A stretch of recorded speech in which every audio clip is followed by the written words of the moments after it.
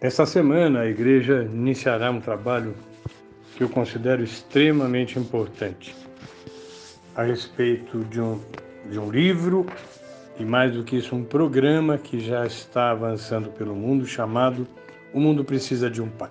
Eu quero ler uma primeira parte desse livro para trazer a motivação certa e você compreender a importância desse trabalho.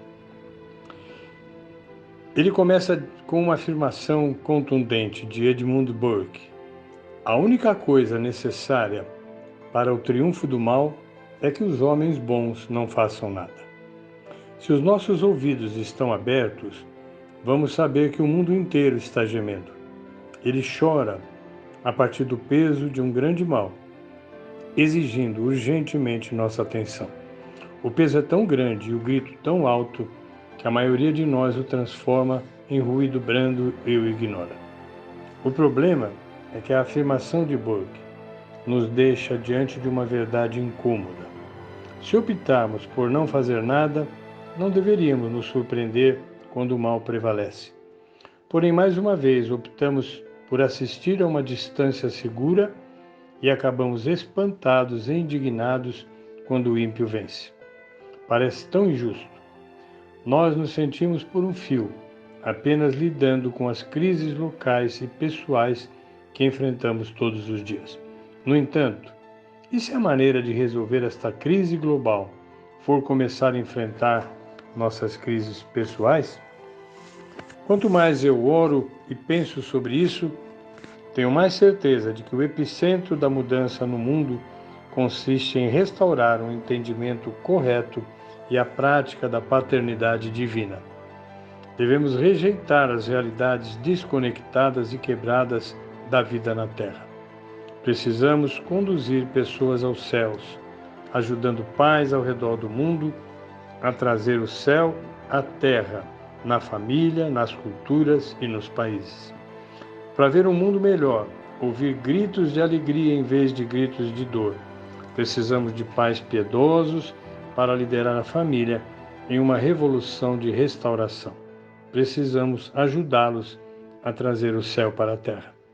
Esse livro é um convite a você para que se junte a outros milhares de servos de Deus e da humanidade que estão sacudindo a cultura da apatia, fazendo tudo o que está ao seu alcance para criar lugares nesse mundo que ressoem com plenitude. O cheiro de Anuruguzu me encontrou antes que as cercas e cabanas de barro aparecessem no horizonte. O ar era uma mistura espessa de fumaça, vinda do cozimento das escassas refeições matinais no campo de refugiados.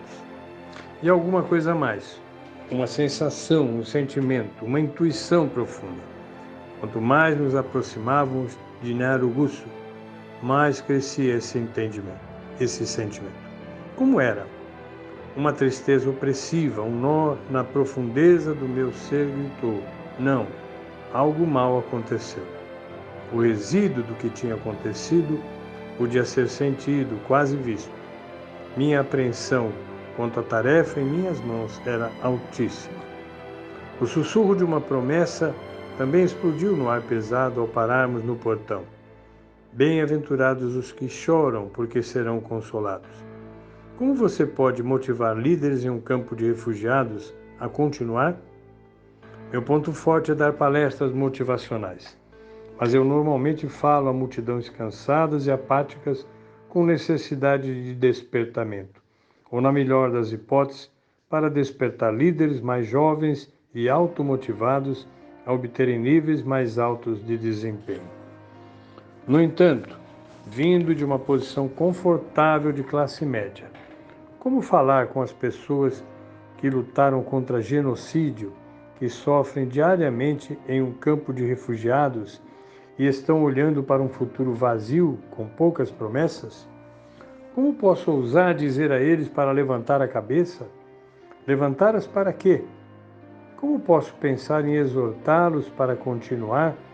Ir para onde? Como posso falar, já que não sofri de tal maneira em meu caminho? Eles tinham uma natureza heróica sobre si e uma fé mais forte, mais evidente do que a de qualquer pessoa que eu já havia encontrado. Eu não pude falar, não falei. O apóstolo Paulo teve de falar em meu lugar. Paulo, o refugiado, que vivia em perseguição, que experimentara a presença da morte, ele poderia falar. E assim fez. Eles ouviram, eles creram, eles foram animados, eles ficaram satisfeitos. Deus ficou contente e eu espantado. Ainda assim, havia algo dentro de mim dizendo: você não veio aqui para ensinar coisa alguma, você veio aqui para ser ensinado. Pouco antes de sairmos do acampamento pela última vez, providenciamos entrevistas para que eu pudesse descobrir por que as pessoas acabaram em campos de refugiados. Por que deixavam seu país, casa, família e amigos e tudo que é valioso para os seres humanos comuns? Quando o primeiro homem entrou para a entrevista, fiquei surpreso. O que eu esperava? Eu não sei. Talvez esperasse um indivíduo instável, que não pudesse lidar com pressão e que viu o campo de refugiados como uma saída fácil para lidar com os desafios da vida. Mas na minha frente estava uma pessoa que não apresentou nenhuma fraqueza. Ele tinha todos os sinais de um líder estabelecido, seguro, bons relacionamentos, persuasivo, sábio. Por que você está aqui, Senhor? Foi o que eu perguntei. Por que não está com seu povo em casa, com quem precisa de você? Foi o que eu pensei. O seu primeiro olhar me marcou. Foi penetrante, avaliando-me como se dissesse: você consegue lidar com isso? Era como se ele fechasse a porta atrás de mim com os olhos, dizendo: agora somos eu, você e a realidade. Nada mais, nada menos. Eu nunca tive medo da realidade em minha vida. Eu já tinha sido confrontado com versões mais duras de realidade. Servi os moribundos na casa de Madre Teresa em Calcutá. Dormi em cabanas na África do Sul. Andei pelas ruas de lixo da cidade do Cairo. Mas, para o que eu estava prestes a ouvir, eu não estava preparado. Aconteceu tão de repente, tão inesperadamente, disse ele. Foi um dia normal, com todos lidando com os afazeres diários, cuidando de suas plantações em nossa aldeia. Eu era o pastor e o líder dessa pequena aldeia. Eu pude notar que ele se sentia responsável por seu povo. Ele era um ancião de sua aldeia, a quem as pessoas buscavam por orientação e proteção. Então, de repente, as forças rebeldes apareceram. Meninos de 18 ou 19 anos de idade, com metralhadoras e facões. Rodearam-nos e nos obrigaram a ficar em uma longa fila do mais jovem ao mais velho. Começaram na outra extremidade da linha com um menino de 6 anos de idade. Eles cortaram fora sua mão, em seguida o antebraço, o braço completo, ambos os braços, as pernas, em seguida esquartejaram o corpo bem na nossa frente. Eu estava tremendo. Ele inclinou-se alguns centímetros em minha direção, como se quisesse colocar a história em meu coração, e acrescentou: se esse fosse um menino sem nome, seria terrível, mas esse menino era meu próprio neto. Não, eu engasguei. Em seguida, continuaram a matar as pessoas na fila, da mesma maneira. Uma delas era uma senhora grávida. Eles abriram sua barriga, arrancaram o feto e o partiram em pedaços. Aquela senhora era minha filha, Senhor. Eles mataram 24 da nossa família e vários amigos. Sobraram 10 na fila.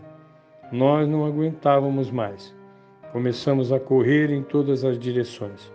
Se ficássemos, iríamos morrer. Eles abriram fogo com metralhadoras. Apenas 5 de nós conseguimos escapar. Eu fui um dos sortudos, Senhor.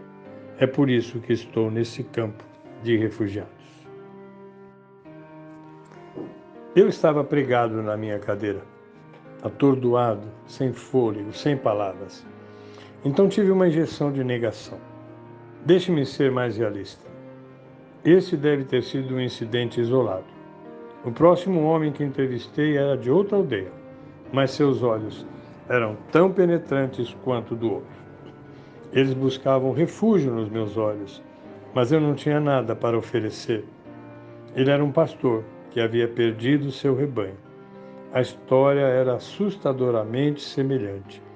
Os aldeões fazendo seu trabalho diário, a milícia aparece de repente, cortando pessoas com facões, disparando metralhadoras e membros da família morrendo na tentativa de se salvar. Eu queria ouvir uma história diferente. Eu precisava ouvir uma história diferente.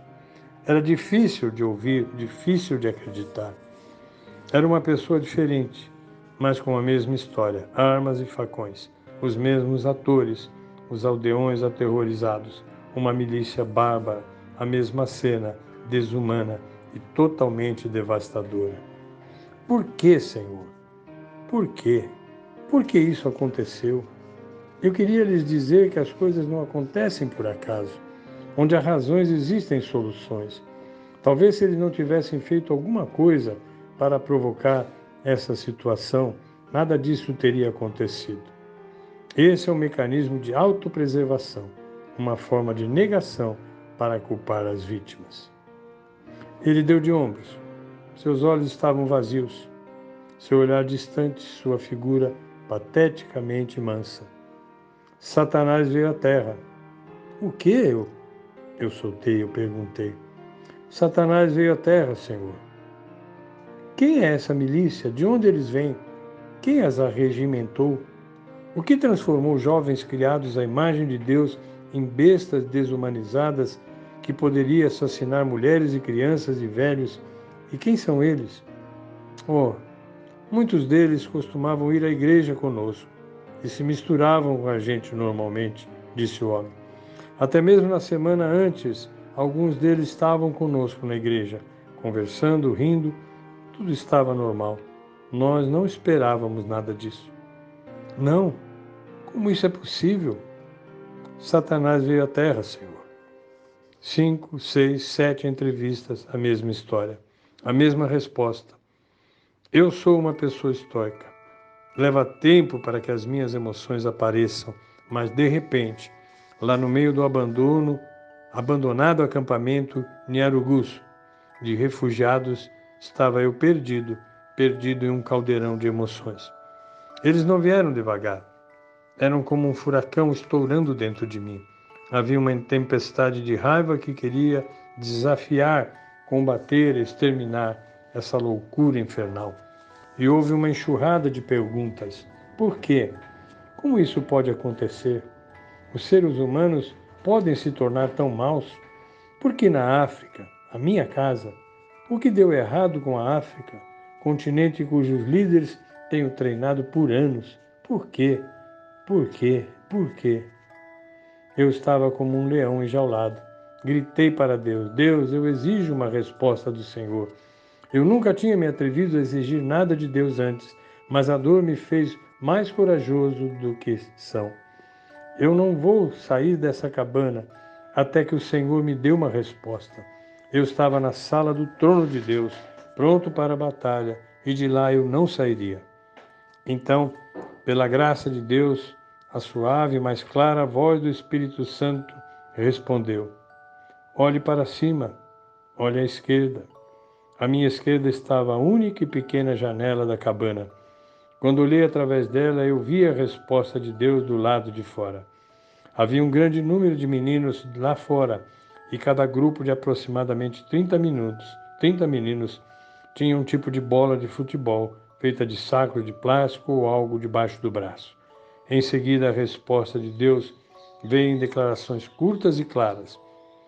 Eu estava perdido em um caldeirão de emoções. Elas não afloraram devagar. Foi um furacão explodindo dentro de mim. Foi uma raiva que quis desafiar, combater, exterminar essa loucura infernal. Primeiro, o problema com a África é orfandade. Segundo, ensine os meninos da África a se tornarem pais de verdade no futuro. Terceiro, faça isso por meio do futebol.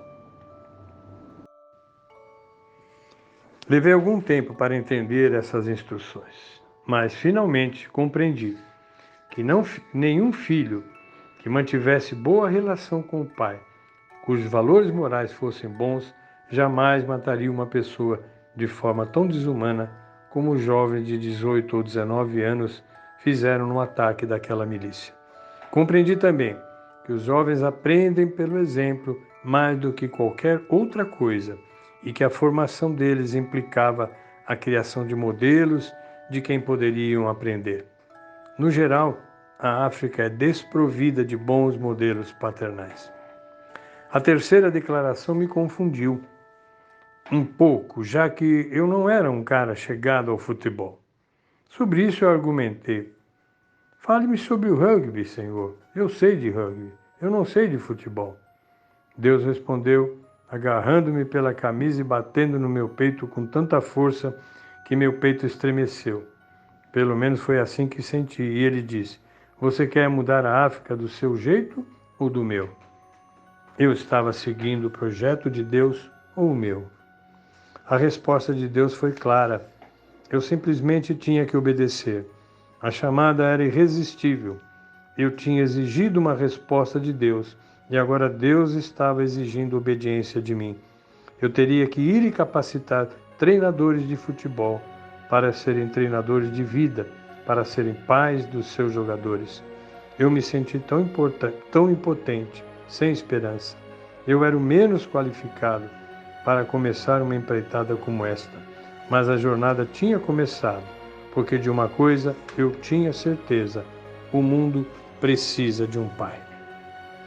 Depois de minha experiência em Aarhus, eu descobri a resposta de como treinar pais preparados para o futuro por meio do futebol. Desenvolvemos um programa de coaching de vida pelo futebol e ensinamos treinadores de futebol como serem pais para os seus jogadores. Esse programa de coaching de vida, chamado Ubabalo, já se espalhou por pelo menos 120 nações ao redor do mundo. Mas há 3 anos, enquanto eu estava capacitando treinadores mestres do Ubabalo sobre paternidade, Deus me revelou a extensão da força do mal, da orfandade, como uma das fortalezas mais resistentes de Satanás, talvez a mais forte. Deus esclareceu a importância de Malaquias 4:6, o último versículo do cânon do Antigo Testamento para mim. Ele converterá o coração dos pais aos filhos e o coração dos filhos a seus pais, para que eu não venha e fira a terra com maldição. De repente, a razão para a condição social horrível de muitas nações ficou clara para mim. Era a maldição da orfandade. Muitos governos criam planos elaborados para ajudar a recuperar as suas nações, mas nenhum verdadeiro renascimento é presenciado. Tornou-se claro que nenhuma transformação verdadeira aconteceria, a menos que a vida familiar, a célula da sociedade, fosse restaurada pela união dos pais com seus filhos.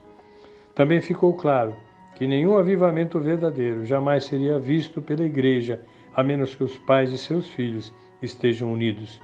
Esse é um princípio fundamental do reino. Se você perguntasse qual era a responsabilidade de João Batista, muitos diriam imediatamente: preparar o caminho para o Senhor. Mas isso é apenas parte do que o Evangelho diz. João Batista tinha 3 coisas para fazer, de acordo com Lucas 1,17. Primeiro, converter o coração dos pais aos filhos. Segundo, converter os rebeldes à sabedoria dos justos. E terceiro, fazer um povo preparado para o Senhor.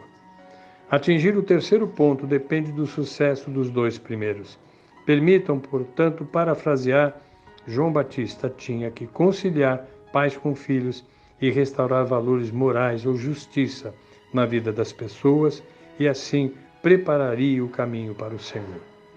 Tenho falado com líderes cristãos em mais de 80 países e todos eles concordaram que, assim como no tempo de João o Batista, os 2 principais problemas do mundo são, primeiro, a ausência de um pai e o desaparecimento da família. Segundo, a falta de valores morais na sociedade. João nasceu em tempo terreno, Cronos, para cumprir os propósitos do Senhor no tempo de Deus, Kairos. O Kairos de Deus, que clama pela paternidade e foi expresso pela primeira vez por João Batista, está soando claramente ao redor do mundo novamente. Muitos anos de viagens e milhares de conversas explicitamente validaram isso. Agora é o momento do Kairos para agirmos em nome desse mandato. Satanás veio à Terra. O mundo precisa desesperadamente de um pai.